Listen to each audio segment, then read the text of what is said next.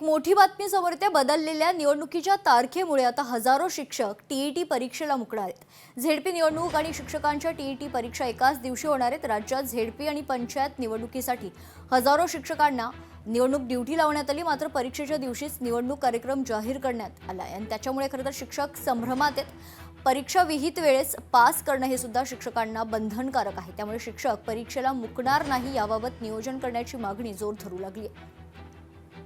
या संदर्भात सविस्तर माहिती जाणून घेऊयात। आपले प्रतिनिधी स्वप्नील जाधव आपल्यासोबत जोडले जात आहेत। स्वप्नील, काय सविस्तर माहिती?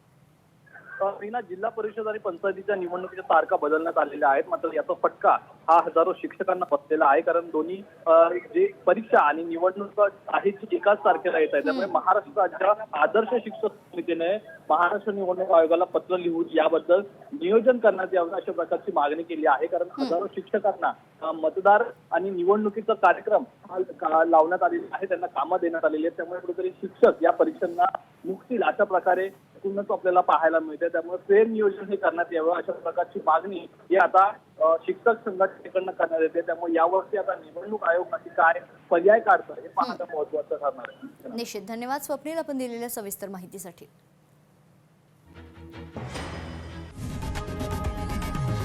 लोकशाही मराठी ऐका, पहा, जागरूक रहा।